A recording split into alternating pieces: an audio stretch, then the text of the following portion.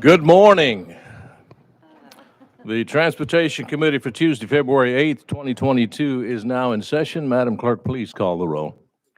Representatives Boyd, Campbell, Grills, Halford, Hicks, Hurt, Kiesling, Marsh, McKenzie, Potts, Powers, Rudd, Russell, Thompson, Todd, Towns, Vital, Weaver, Whitson, Vice Chairman Hall. Here. Chairman Howe. Here. Mr. Chairman, you have a quorum. Thank you, Madam Clerk. And just personal note, I'd like to say I'm impressed that we have a quorum every Tuesday morning since we moved the time. I know it's difficult, but I'm so impressed with your dedication to transportation. It's just incredible. We've not had to struggle one morning. It's great. Any personal orders, announcements from committee members? Seeing none, without objection, we'll go to the calendar. Item number one on the calendar is House Bill 1544. There's still some discussion about that, and this is the third calendar, so without objection, we will roll that to the special calendar of the final calendar. Special calendar of the final calendar. They're both special. Two special calendars. Item number two, there is some discussion about an amendment on that one, and that will be rolled 1 week without objection. Which brings us to the end of the calendar, but we're not done. We have some really special folks with us today, and I think the members of this committee is going to be pleased to see what they have to tell us. We have with us the Department of Safety and Homeland Security, and they're going to present a presentation about, I believe, about the CDLs and some licensing and things like that, and we're glad to have Colonel Perry with us. And also Elizabeth Stroker. I think everyone knows Elizabeth, who's on this committee. And Michael is here, and also Paula Shaw Daniel, the Assistant Commissioner. So we're going to invite you to come forward and let us see what you have to say.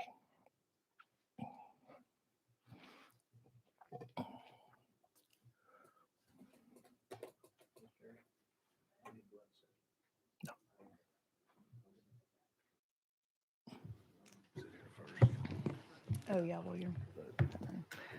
Elizabeth Stroker, Legislative Director for the Department of Safety. We have our expert Michael Hogan back there in case we need some history on things, so we'll pull him up.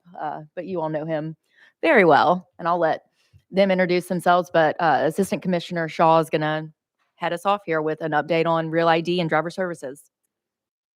Okay, can you hear me? I might get Yes. the microphones on. Good morning. I'm Assistant Commissioner Paula Shaw Daniel over the Driver Services Division. I have with me today, as Elizabeth mentioned, Director Michael Hogan, who's over the Issuance Division, and basically my right hand. He's been around for a long time and has a lot of information, and I know that he's worked with you guys for years. So I wanted to recognize Director Hogan. You'll always see him in the back. Whatever you have him doing, he's always working on two other things at the same time. So we're very fortunate to have him on our team. I would like to thank you, Chairman and Committee, for this opportunity to update you on the activities of the Driver Services Division throughout the last year. The division manages the records of just over 5 million valid licenses and a total database of nearly 7 million records. In the fiscal year 2020-21 budget, the department was appropriated 80 driver services examiner positions.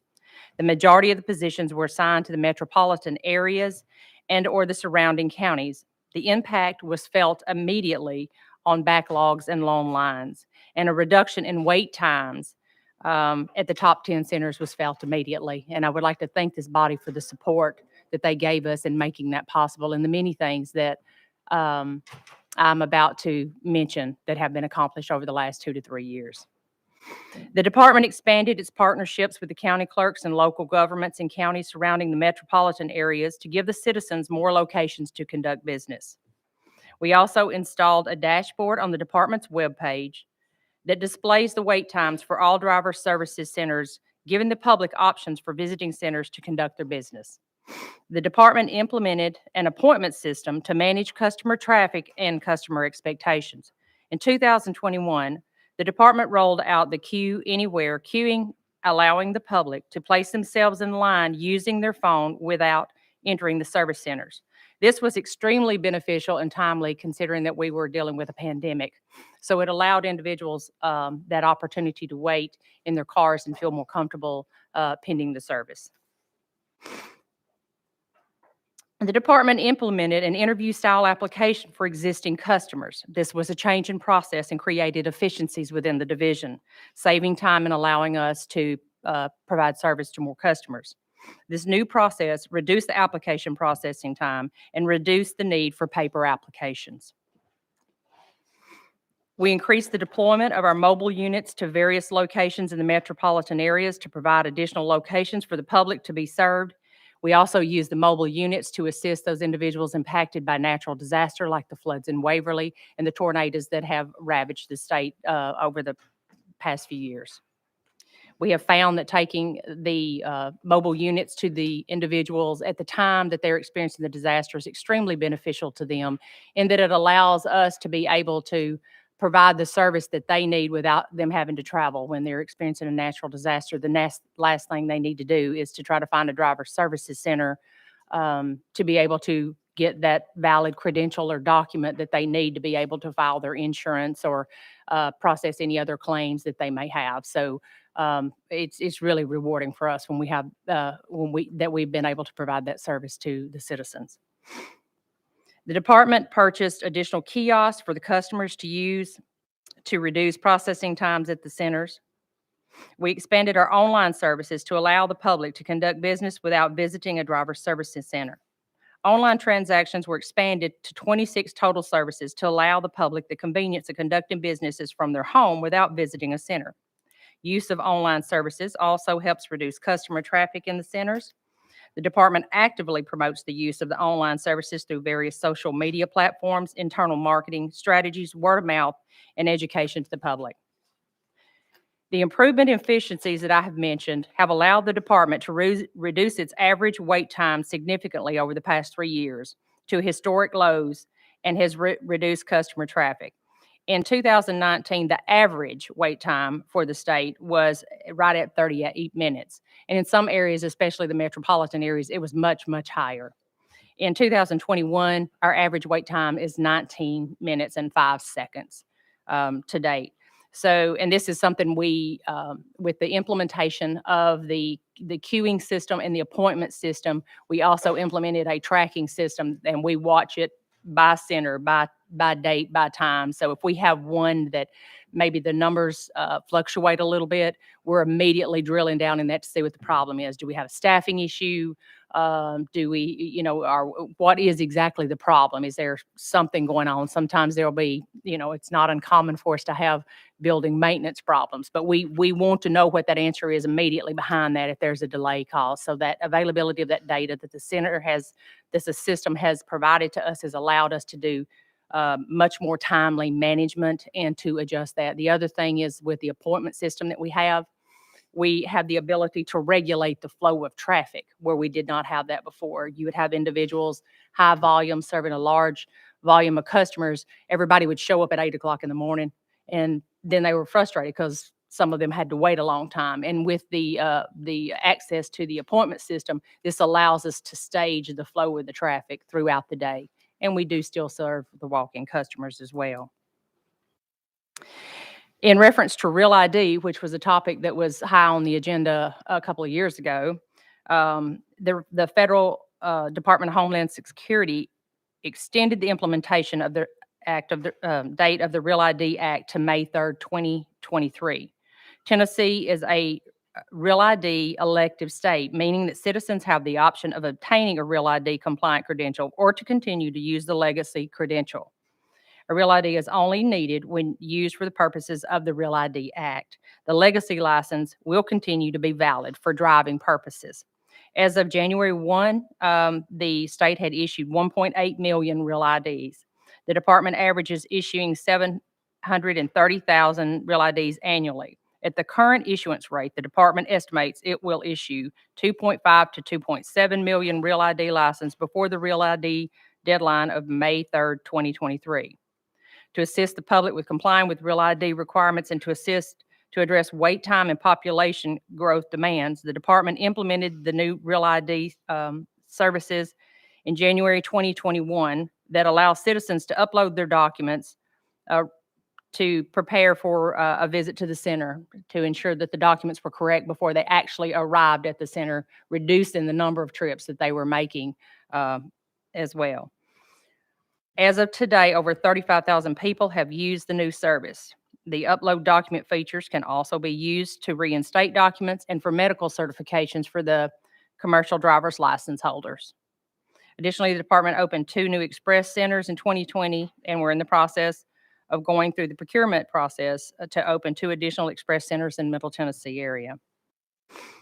We have also partnered with our local governments and county clerks to provide additional outlets for the public to obtain services.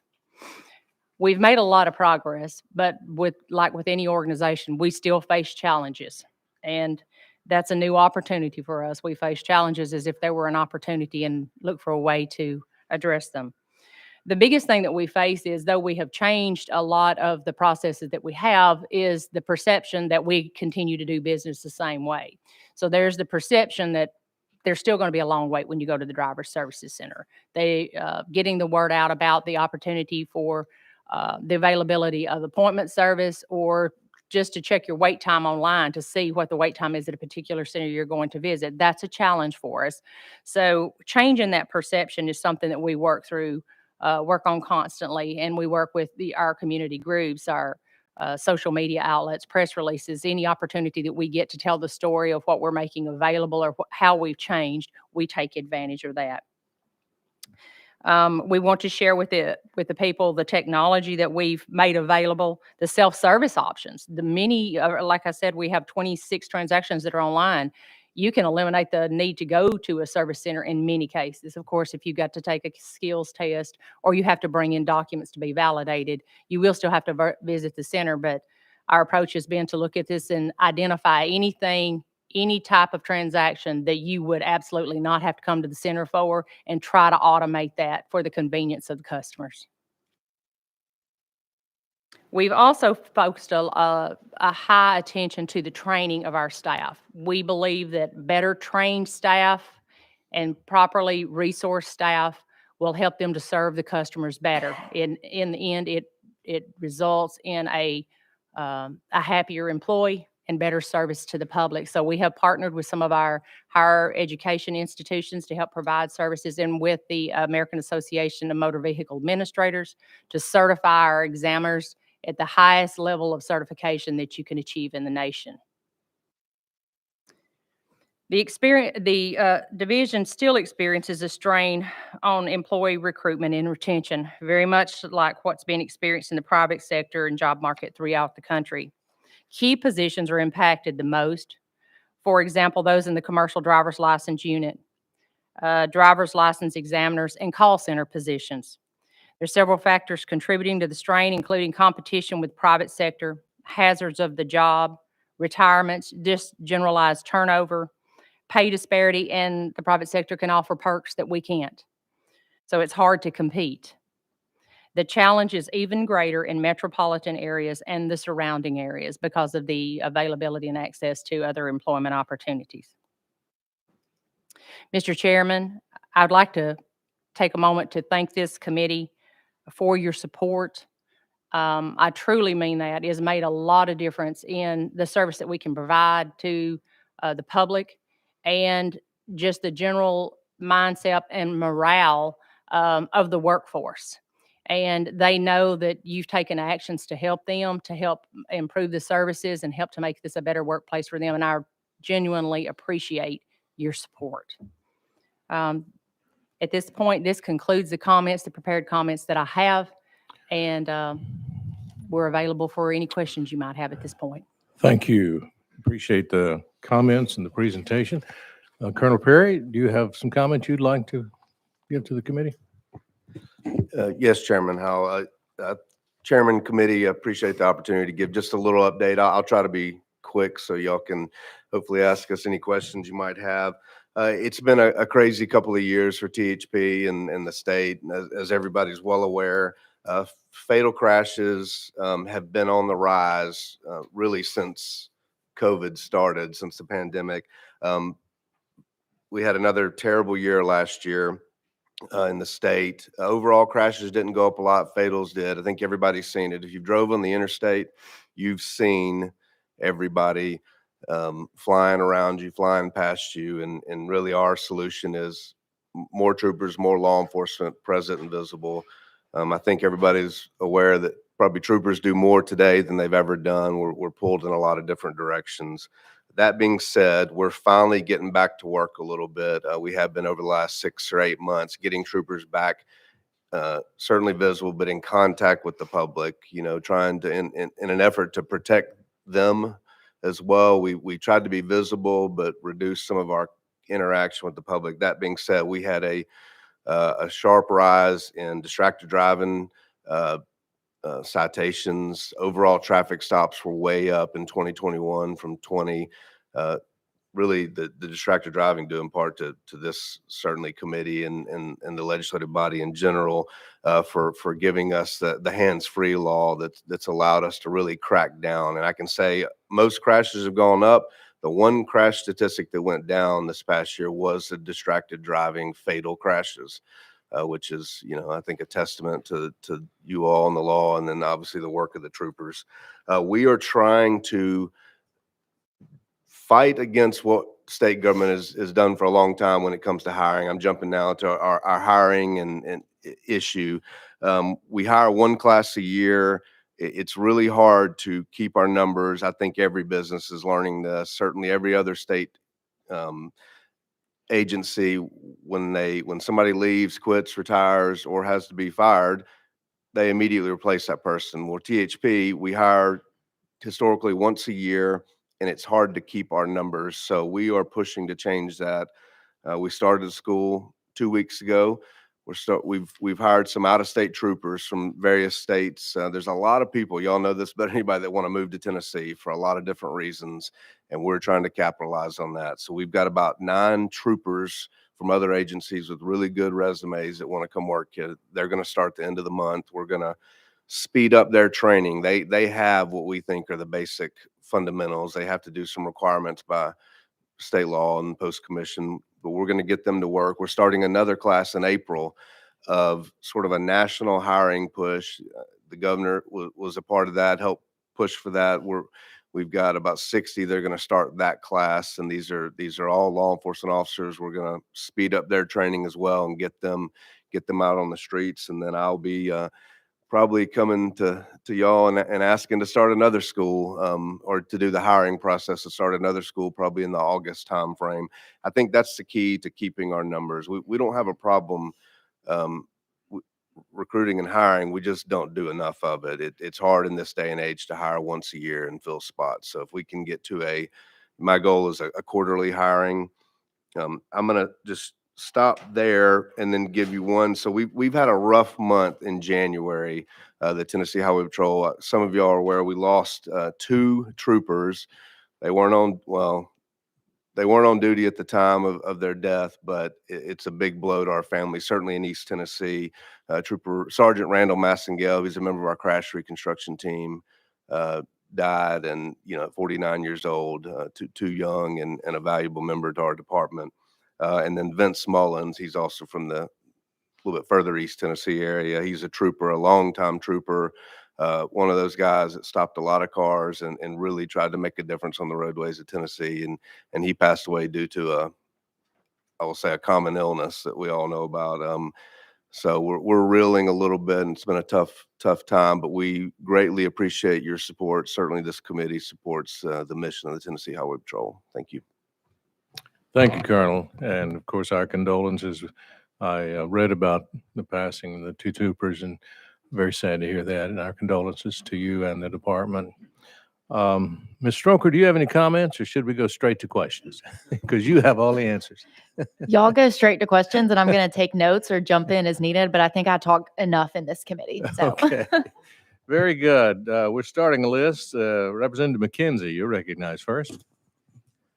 Thank you, Mr. Chair, and to the Assistant Commissioner. Wow, I learned a lot about what the DMV is doing in driver services. So and I consider myself, I'm definitely not a social media junkie by any stretch, but I think we just need to do more to spread the word. I did not realize that you could upload the document for the True ID, and things. And I don't think I'm in a vacuum or on an island. So I just encourage you all to go, maybe more mainstream media, have an all-out blitz on this, because if folks do dread going to Driver Services Center, and as you say, the scheduling or the real time a key evaluation to where you can see, is this a good time? Is that a good time? I just think we need to do more, and maybe some of the more traditional media outlets, just to get the word out, because these are some great features that as you say, that this committee and this state has invested all sorts of resources into, and I just think more and more we need to take advantage of that. So that for your consideration, and again, thank you. Thank you. And we'll I'll send to the chair a one pager of all Real ID requirements, and then I'll send a list. We developed a list of everything that we do online with all of our links, and for you all to have. The chair can share it, or I can send it to everyone so y'all have that and can share it with all of your constituents as well. If you'd like, just send it as a group to all the members, that'd be fine. Elizabeth. Absolutely. Thank you. Representative Todd, you're recognized. Thank you, Mr. Chairman, and I too appreciate what you guys do. And to that last comment, I think if you have some kind of social media post that you can share with us that are set up for us to advertise for you, I think each of us can do that, and then we'll have folks that follow us that would do the same. And I think might be a very inexpensive way to get the word around. You talked about the different things that you guys have done to make it easier, and that's certainly much appreciated. I know the last time I had to, I think I went to get my Gold Star deal done, and looked online, got the documents. I went only to find out I didn't have the right documents because I have a CDL. And so I immediately made a phone call, I think to Elizabeth, and I don't know, I think it was the same day that had been changed. Y'all got it updated with 2 different sets of documents are required, got it specified so folks can clearly see that. And so I appreciate that response time. That was exceptional. And to your point about the crashes, yes, every trip we make up and down the road here lately, it's unbelievable how many guardrails are crunched up and work going on to repair roadsides where vehicles have crashed, and a lot of damage there.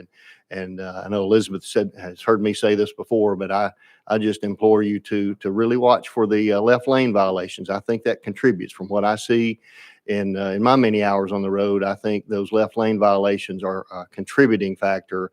And certainly potholes are another one. We're seeing people dodge a lot of potholes right now, and it's that time of year. And when the asphalt plants crank back up, that'll start, I think, solving itself. But anyway, appreciate what you do and the sacrifices you guys and your families make. Thank you. I'll also include our Twitter handles. We have one for Driver Services, the main department, and THP, and that's a great suggestion. So I'll include that in the email as well. Thank you. Chairman Powers, you're recognized. Thank you, Mr. Chairman. Thank you all for what you do. My dad was a policeman. He died natural causes 3 months before retirement. So I know you all are overworked and underpaid. And so we appreciate the department and everything you do. And you all have been a big help to us. The Gold Star, again, I'm at the county clerk office. I'm in a rural area. We lost our driving center a few years ago, but they've made it so easy to go in there and renew your license or get the Gold Star. And I did that recently, and it just it was very easy, and we appreciate your effort in doing that. One question I had, and I don't know if I missed a little bit of it, so you may have covered it already, but the current administration is bringing illegal immigrants into our state. They're flying them into Knoxville, into Chattanooga, dispersing them into them. Can you tell me what the current law is regarding?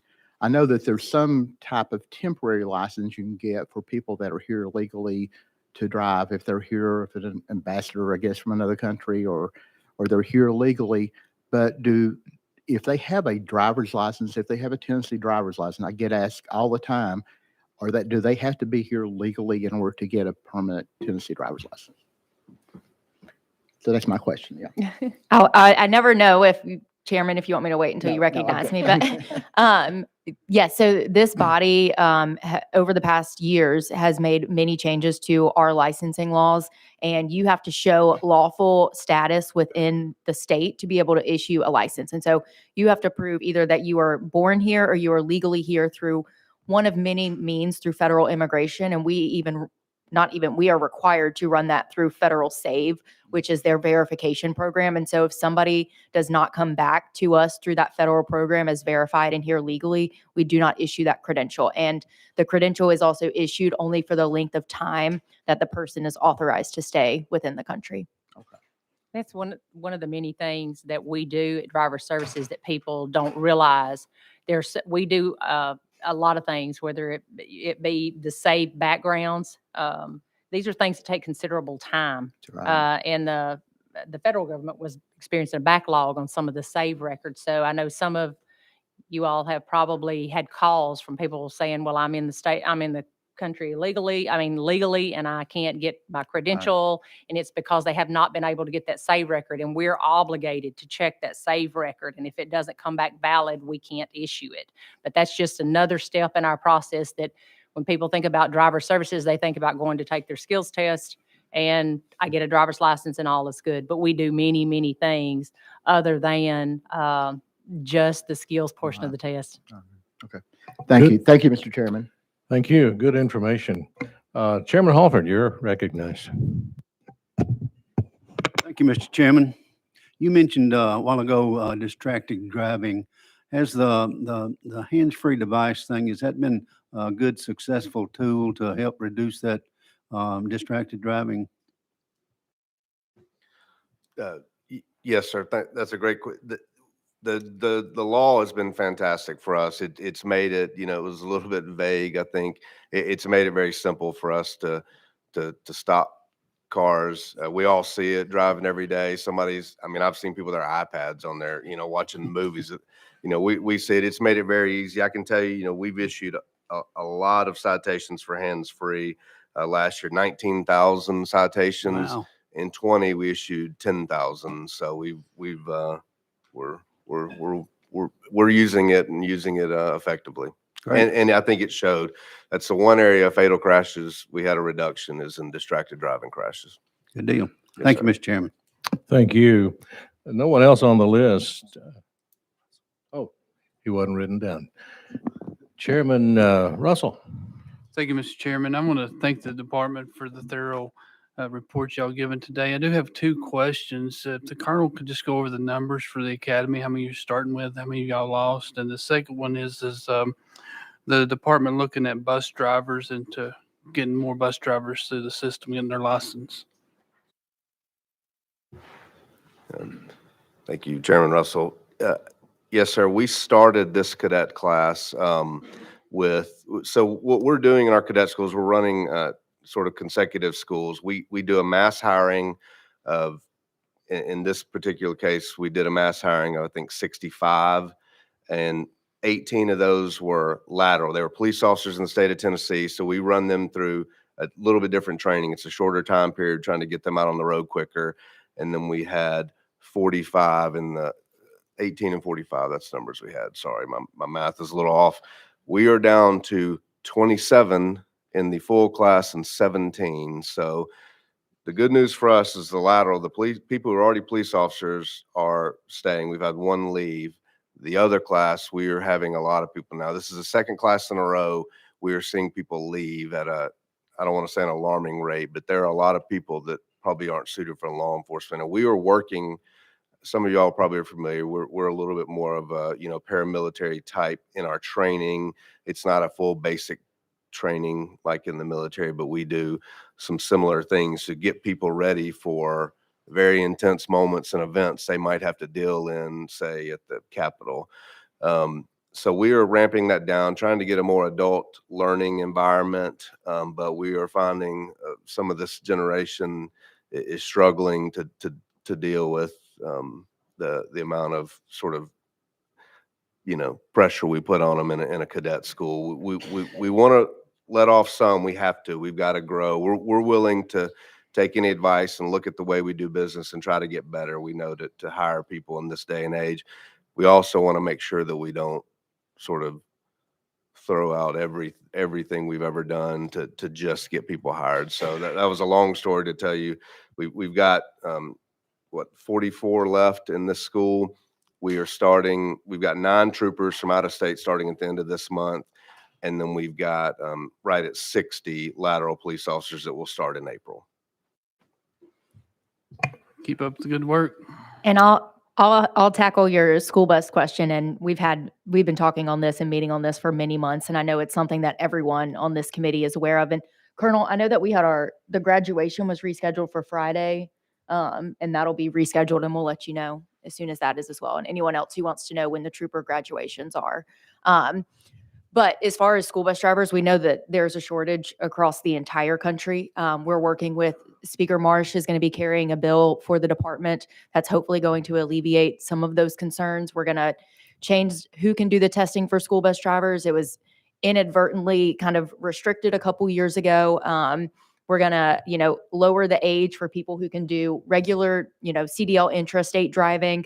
We're going to be making a lot of changes to the CDL process in general to get testing done more quickly. As Speaker Marsh brought to our attention a few weeks ago, and hopefully will be done by the end of this week or next week, we're going to drop that wait time for if you fail a knowledge test just down to the next business day, which hopefully we think our system should be ready within the next week or so. We're kinda- shooting for the 15th. Yeah. We're in a system deployment on an upgrade, so making changes in there kind of delayed us more than we wanted to, but rest assured it will be done as quickly as possible. Yeah, and so hopefully that'll quicken who can get their testing done, and really any suggestions you all have. We're trying to maybe pull people in who have maybe some experience and maybe are just interested, but there really is just a low number of people that are wanting to come into that industry. You all know there's a truck driver shortage, and so any advice you all have, we're more than happy to take into consideration. Thank you. Speaker Pro Tem Marsh, you recognize. Thank you, Mr. Chairman. And Elizabeth, I want to thank you and your whole team for coming together with some positive attitude of making some of these changes. And we met with the commissioner, the big commissioner. I'm a And- little commissioner. And he, talking with us, he said, we're going to fix a lot of these problems, these regulations.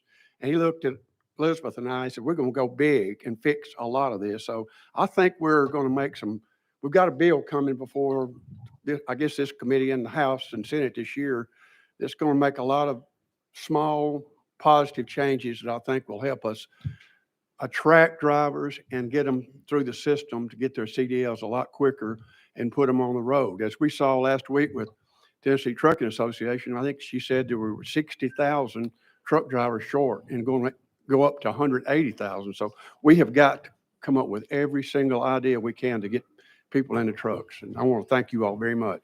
And Thank you. Thank you, Speaker Marsh. And again, this is, as you said, baby steps. We know that a lot of stuff needs to be fixed. And so this is just the first stab at trying to really fix a countrywide problem. So Thank you. Members, we have another presentation waiting in the wings, but I do have one more person on the list. Representative Grills, you're recognized. Thank you, Mr. Chairman. I'll try to be quick. Chairman Powers brought up a couple of questions that were very concerning about the illegals being put here by the federal government. Can you give a little bit of insight of how that's working? Why are we taking them? Where they're being placed? How much it's costing us? Because and this may be outside of your purview, but at the same time, he brought up a very important point, and that's very concerning to me and the people in my district. yeah, and unfortunately, I don't have any information for you on that. We do not have any involvement with federal immigration or ICE or anything. It really is all done at the federal level. And so unfortunately, I just don't have any information for you on that. Yes. Can you Director. confirm that they are sending illegals to Tennessee?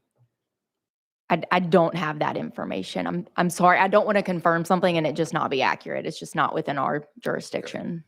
Thank you. And I don't mean to put you on the spot, yeah, but no, I this is a understand. serious issue. Thank you.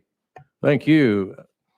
Thank you so much, Deputy Commissioner and Colonel, and thank you, Elizabeth, for coming. Good information. Appreciate the update. Unfortunately, we are about out of time. We need give time for the second presenter. But thank you for coming, and feel free to interact with this committee. If we can do anything for you, just let us know. Thank you so much.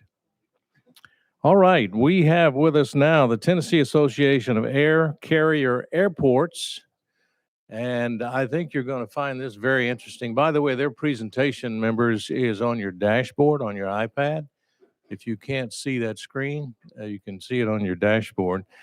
And I was excited when we scheduled the airports to come and speak to us and give us an update. I know there's a lot of things happening across the state at our airports, especially the big one here in Nashville. Mr. Kruling is the president. Doug, it's good to see you. Thank And I'll just recognize you and let you guys begin. If you wouldn't mind, just for the committee, give your names, please. You bet. My name is Doug Krulin. I'm president of the Metropolitan Nashville Airport Authority and also president of the Tennessee Association of Air Carrier Airports.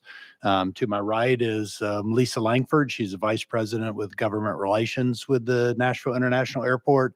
And to her right is Terry Hart, the president and CEO of the Chattanooga Airport Authority. And we're all so lucky to have behind us two members of the Tennessee Aviation Association, the president, Benson Hadley, and the president and CEO of the Smyrna Rutherford County Airport Authority, John Black. So we're all excited to be here and have the opportunity to talk a little bit about Tennessee's airport. So thank you to the committee members and Chairman Howell for the invitation today.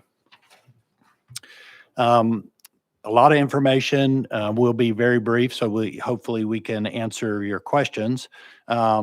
Both the Senate and the House and the executive branch have asked us over the last couple of years to do research on what are the competitor airports doing that surround Tennessee, what are the other states doing. And so on this slide, you'll see a couple of important documents that we've reviewed. The first one on the top left is the actual economic impact study that the state of Tennessee has done for the 78 airports.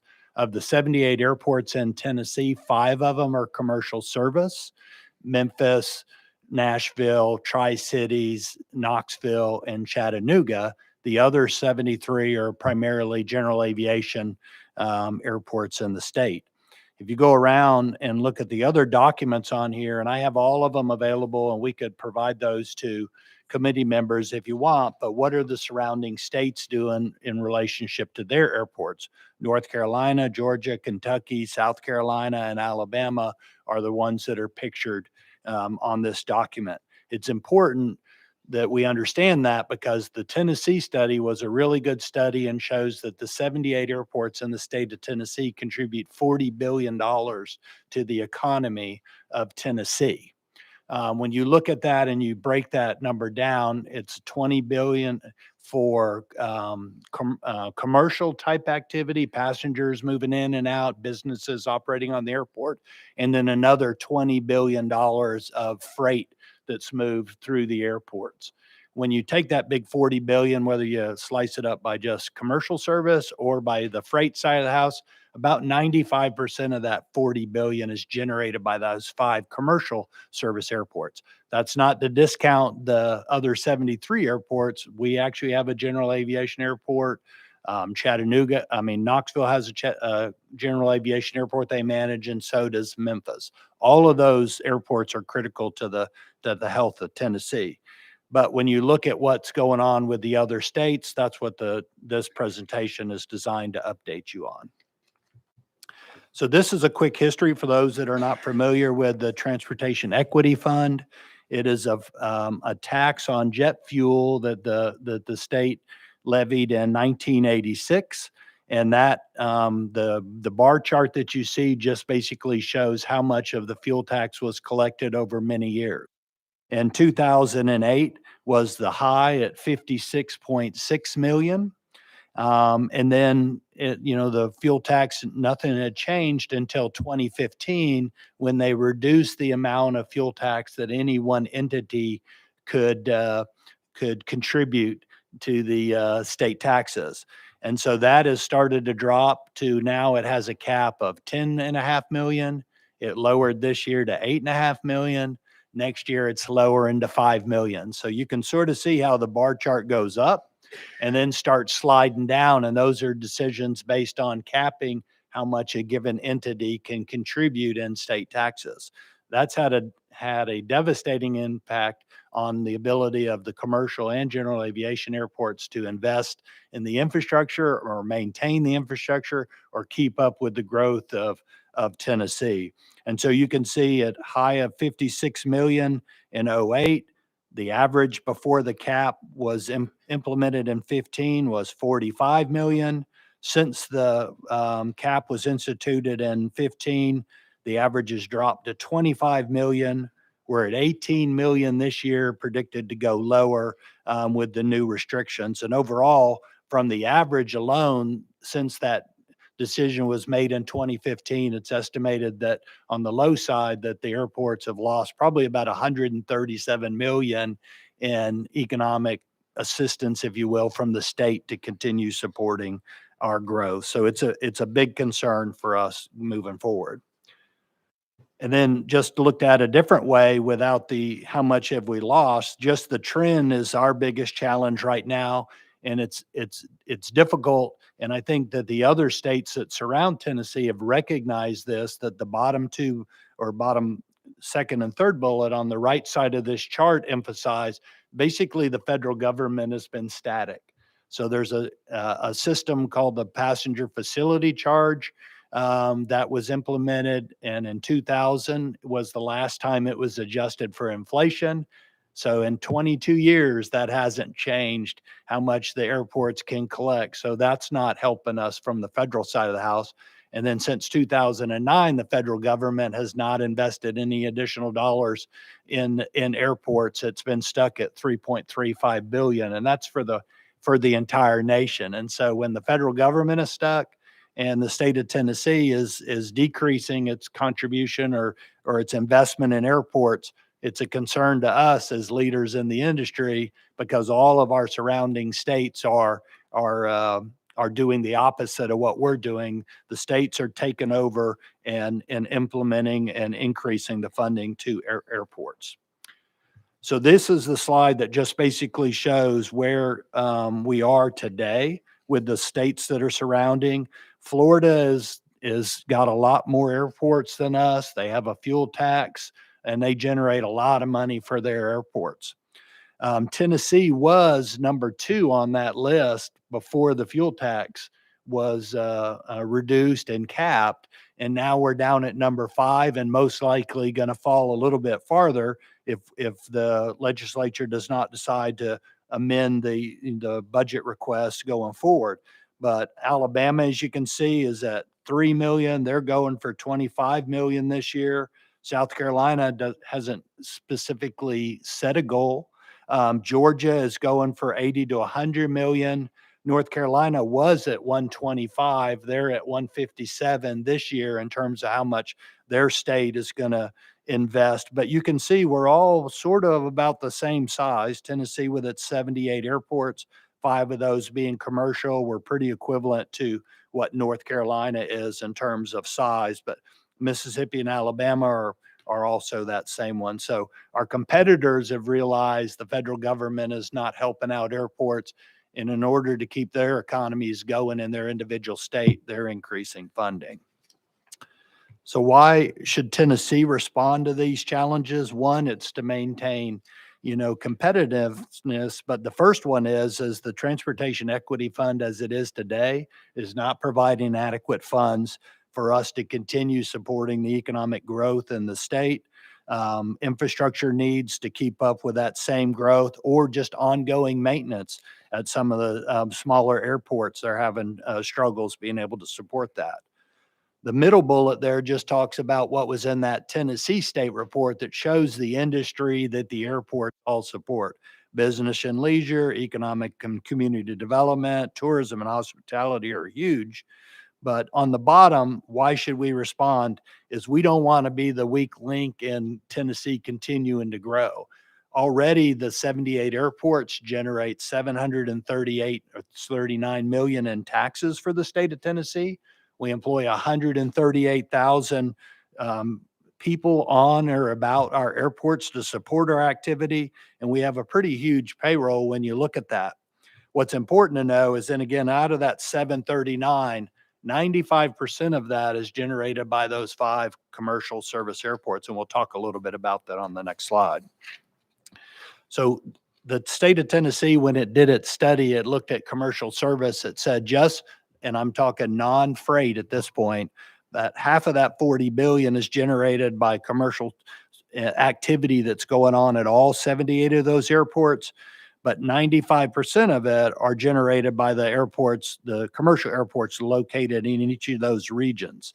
Same thing goes if you do an analysis of the state report. Where are the jobs generated at? 95% of the jobs are created at the 5 commercial service airports. Large portion of the payroll and a large portion of the state taxes are generated by those huge economic engines that make up the TACA Association.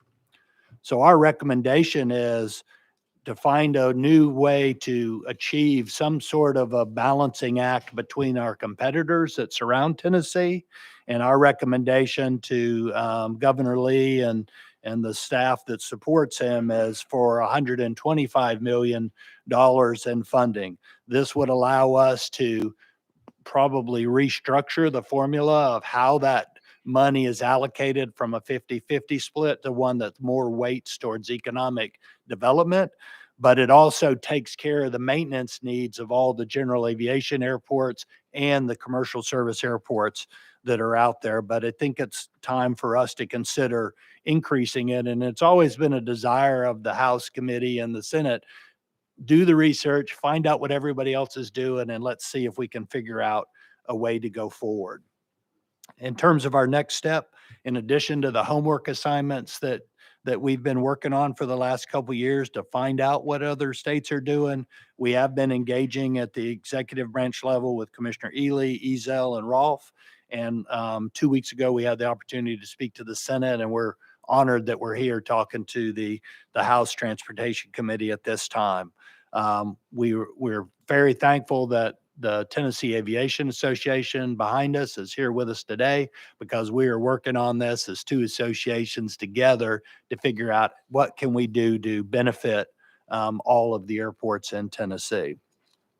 Going forward, we have asked Chairman Howell, and we would love to have committee members and any members of your staff that would like to come out and tour the airport to just see what the investments that we're doing for the state of Tennessee are doing. We would be glad to run that tour on the 14th of March, and we'll provide shuttle service to and from Cordell Hull if you will come out and see what's going on. Yep. What's that? You bet. So it's a great tour. I think you'll really appreciate it. And then these are the 5 commercial airports that TACA represents, but we're more than happy to answer any questions that you have at this time. And the last slide just has our contact information if you would like to speak to any of us directly about anything. But Mr. Chairman. Thank you, Mr. Cruling. That's a very comprehensive update, and I appreciate your emphasis on the Transportation Equity Fund. That's something that as chairman I've been concerned about for several years, even before I became chairman of this committee. And it's something that I would urge our members of this body to educate yourself on. To me, it seems logical that if we invest in the Transportation Equity Fund, which in turn invests in our airport, and we get a $40 billion return, that's a pretty good investment. You can't get that in the stock market. And for some reason, it keeps going down, and it has ever since we started capping the fuel tax, which is how the TEF is funded. So I would just urge the members to educate yourself on that. And if you feel the urge, you might want to advocate for a reversal of that direction where it's going. We do have some people on the list. Representative Thompson, you're recognized. Thank you, Mr. Chairman.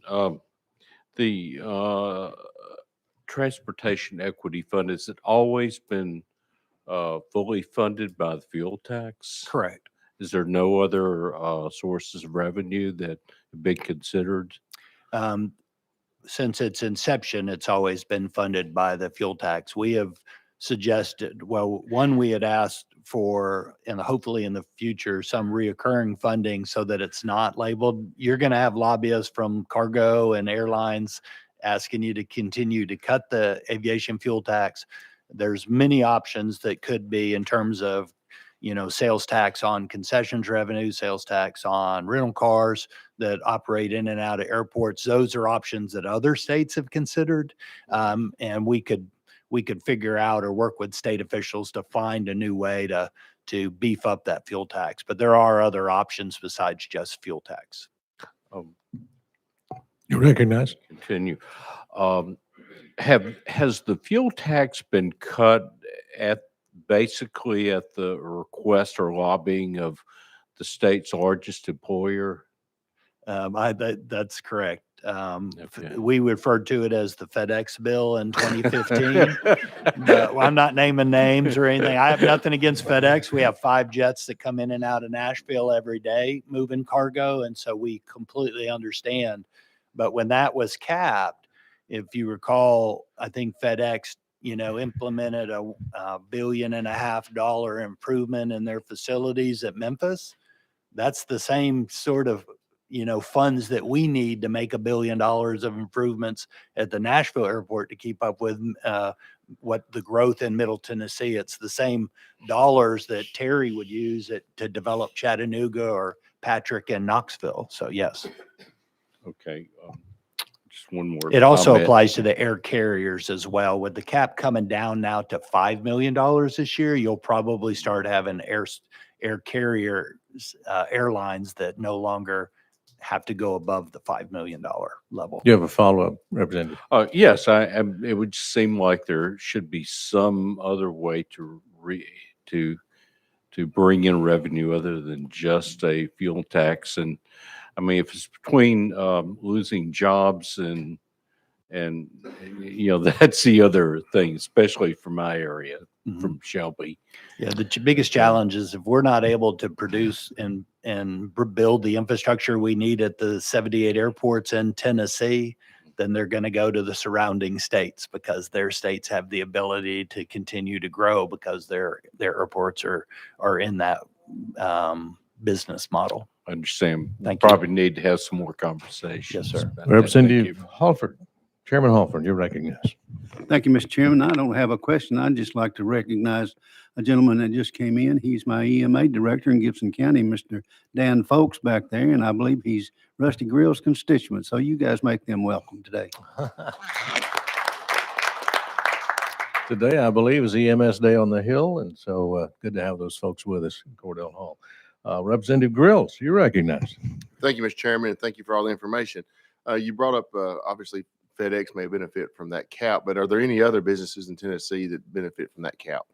FedEx was the predominant, purchaser of jet fuel when the tax went into 2015. And as the cap is lowered from unlimited to, I think it went down 17, 14, then 10, now it's 8.5, going to 5. The commercial service airlines that come in and out of here will. So for us, Southwest will probably not have to pay more than $5 million this year if they're even close to that. But other airlines that come in as they want to grow in Tennessee, they're going to, be lobbying you all to eliminate the fuel tax. Your follow-up? Yes. Yes, sir. Thank you, Mr. Chairman. So was that enacted with the Improve Act? Did that run along beside that, or is that a different bill? Because I'm just trying to make sure I understand everything. On the approve, I'm not familiar with the approve. So it was a different issue then. Okay. Yes. That's correct. Yeah, it was Okay. a separate bill to put caps in on the aviation fuel tax. Okay. I believe that was passed in 15. Improve Act was Correct. 17. Okay. Yeah. Thank you, Mr. Chairman. Learned a lot. Thank you so much. Thank you very much. Representative Todd. Thank you, Mr. Chairman. I appreciate your candid presentation that helps kind of lay out what issues you have and maybe some cause and effect. One that I would certainly want to remind us of is the fact that businesses don't pay taxes. I don't care what you do to tax a business, they always pass it on to the end user every single time.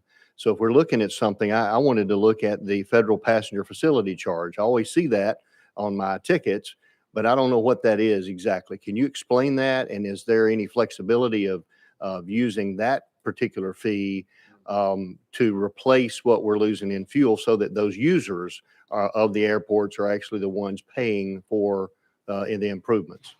Yeah, the passenger facility charge is a fee that's that the government allows us to charge to departing passengers from our commercial service airports. So that fee has been set at $4.50 since the year 2000. We have advocated that if you applied inflation to it, it should be at $8.50, $9 or whatever, but the federal government will not allow us to charge more than a maximum of $4.50. If you go the other way, that $4.50 in 2000 is worth like $2.08 today. Every dollar of that PFC that we collect on our passengers that goes out, we invest in infrastructure back in the airport. We are required by federal grant assurances that none of our airports make, so to speak, profit. We all have to reinvest. So every bit of our passenger facility charge at Nashville, it's probably the same thing with Terry and the other airports, is automatically reinvested back in. So if that was raised by the federal government, it would alleviate the stress that we're feeling with some downward size, but we don't see that changing anytime soon. One quick follow-up, Mr. Chairman. Yes. For every dollar that you would raise, let's say we had an equivalent state fee Correct. for passengers, what would that be based on last year's numbers? Well, total? so the $4.50, it's charged on people that are departing. So we call them enplaning passengers. So as a quick example would be Nashville had, let's say 9 million passengers. We'll make it, simple. Just say the airlines keep 11 cents of the 450. So it's really $4.39, but say $4 times 9 million, we get 36 million or so dollars in passengers facility charge. And every bit of that is spent to fund additional infrastructure at the airport. And Terry would have a similar example at Chattanooga. Thank you very much. Members, I will tell you, we have to give up this room in about 5 minutes for the Insurance Committee. So let's try to rush through. I have 4 names on the list. I hope we get through them. Chairman Rudd, you're recognized. Thank you. Yes, you'd mentioned earlier, is there anything in the budget for the airports this year that you requested? We had hoped to achieve the 125 in the governor's budget that was released last week, where there's 3.5 million, and that 3.5 million number arose from the cap going from 8.5 to 5. So they tried to make up that delta of a decrease of 3.5. And then we hope that the governor's team is going to relook at the supplemental and add some funding in when he does adjustments to the budget later in the year. Follow up? Go ahead. What percentage of your overall budget for the airports is federal? Probably less than 3%. Okay. Follow up? Now, you also have funding from, you get a percentage at airports of vendors revenue and fuel tax, landing fees, parking, car rental leases. If you have any hotels on the property, or are there any other sources of income that you have that I haven't mentioned? Commercial airports generally receive money 3 different ways: airlines to land, park, and rent space. Concessions, those are all the food services, rental cars, ground transportation, and then the PFCs. Thank you. Yes. Representative Vital, you're recognized. You're on the list. I just want to make a quick comment and appreciate the presentation and just want to say that Terry Hart and the Chattanooga Airport has done a phenomenal job over the last few years while we had a downturn on recruiting additional maintenance facilities to complement our airport, which has provided additional jobs and revenue to the airport as a great user of both general aviation and commercial. I appreciate the work that you're doing across the state and especially in Chattanooga and Southeast Tennessee. Thank you, Terry. Thank you, Representative. Last on the list is Representative McKenzie. Thank you, Mr. Chair. A couple of quick questions. One, that 10 million diminishing cap down to 5 million, does it plateau at 5 million or are we keeping this?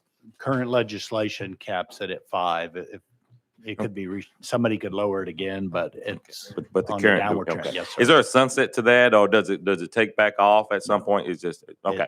And my second, Go ahead. my second question is, how does that 5 million compare with those 7 states? I don't think I saw that directly. 5 million compare with. The 5 million cap, how does that compare with those states that you were comparing yourself to? Most of the states are going away from a fuel tax and their legislatures are investing reoccurring dollars out of general funds. Because the theory is if you're not taxing jet fuel, you're going to have more jets coming in and out of your state. So it's more of a reoccurring push. Thank you so much for coming. This is a very enlightening presentation. I'm sure that you'll be available in the hallway if some of our members have additional questions and they can talk to you one-on-one. Members, do I hear a motion? We are adjourned.